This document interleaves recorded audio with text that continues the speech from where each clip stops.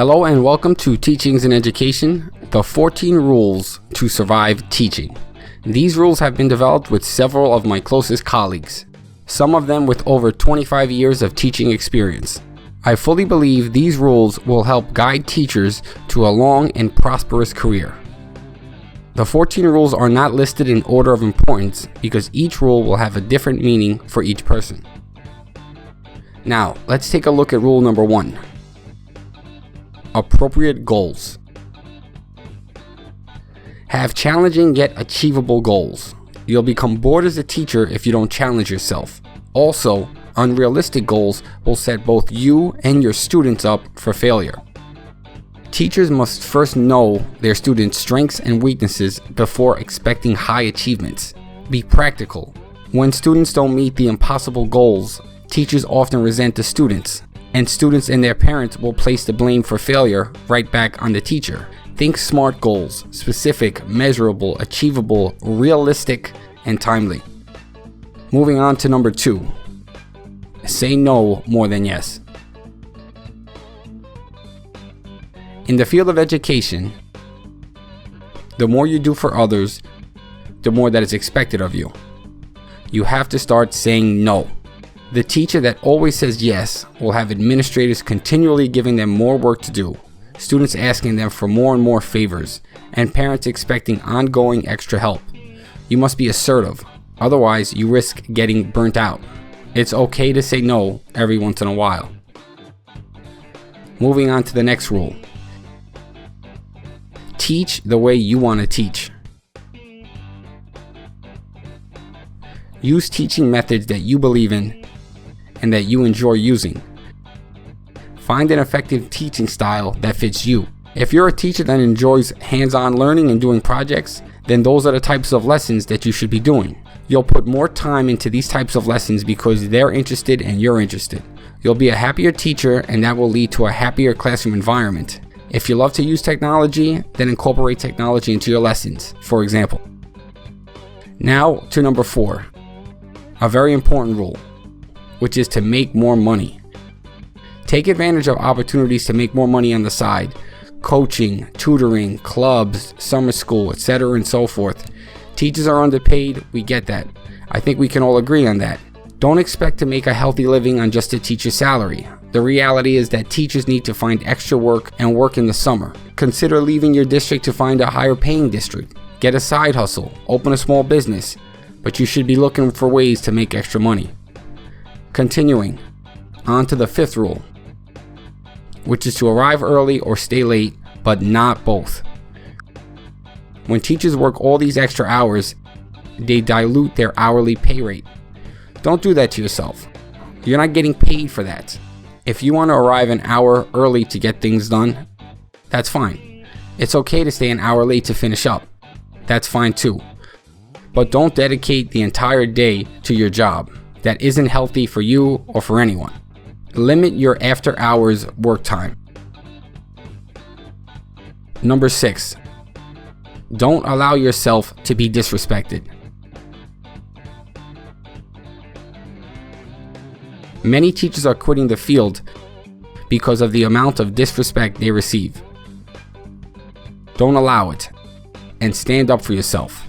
Physical threats to teachers are on the rise as well. If you're ever physically threatened, take immediate action, document the incident, and contact your union representative. You should never stand for that, and never stand for being disrespected either.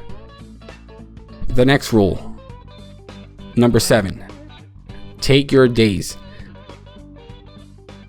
It's important to take care of yourself, especially your mental health. Don't feel guilty about taking a personal day at times. Some teachers have a really stressful time in the classroom. They struggle to handle stress and manage their emotions. Take a day off to recharge yourself. It'll make a big difference. Use your days off to spend time with your family. Take a personal day and balance your budget if you're behind on the bills. But don't ever feel guilty for taking a day off just because you're a teacher.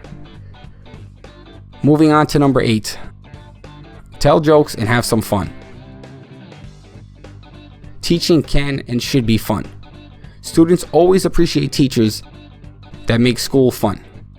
Teachers that can entertain are the best teachers. When I think back to my favorite teachers, they were all funny and they knew how to have a good time. Teachers that take this job too seriously wind up miserable and then they quit.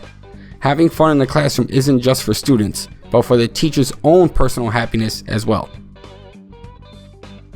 Next up is number 9. Get to know your staff, students, and parents. You're going to make some great friendships with coworkers and form strong relationships with students and parents. The best part of teaching is forming positive relationships with students, and it's great when they come back to visit their teachers. I've formed some great relationships with my fellow teachers. Shout out to Mansfield, Helfond, Gabe, Sabula, Trex, everybody else. The next rule, number 10. My favorite number, brand yourself. Create a positive reputation for yourself, because if you don't, other teachers may create a reputation for you, maybe a not so good reputation. Teachers that brand themselves create positive reputations which lead to more respect.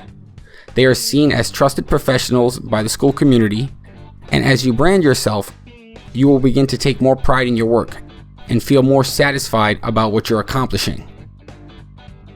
Continuing on, we get to number 11. Be the adult in the room. Arrive on time, properly dressed, use appropriate language, be respectful to all, call out wrongful behavior, and don't leave students unattended. Things like that. Now, you may think this is a rather obvious rule, but it's not. It's very easy for teachers to act like children and adolescents, because that's who they spend most of their time with. Remember, if anything goes wrong, it's on the teacher. Getting towards the end, number 12. Don't think you're above the work. Arrogant teachers think they are above the typical responsibilities of others. I've seen teachers tell off administrators, refuse to do lunch duty, and argue that they don't have to turn in their lesson plans. You don't have to go above and beyond as a teacher, which we've discussed, but you shouldn't think you're above any of the other duties. You have to handle your responsibilities. On to number 13. Choose to be feared, not love. Niccolo Machiavelli from The Prince says, "It's better to be feared than love if you cannot be both."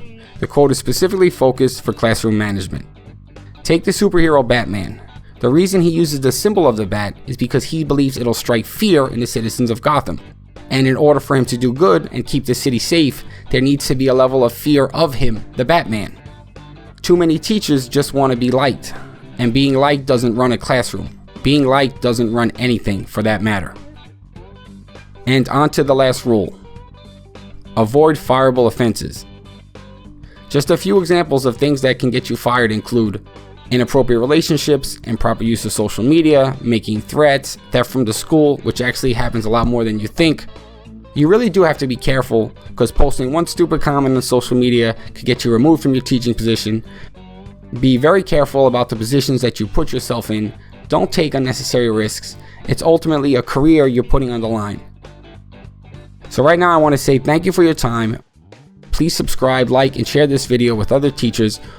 If you feel this video is helpful, you can make a small contribution in the description link below. Also, find some resources on the 14 rules in the description link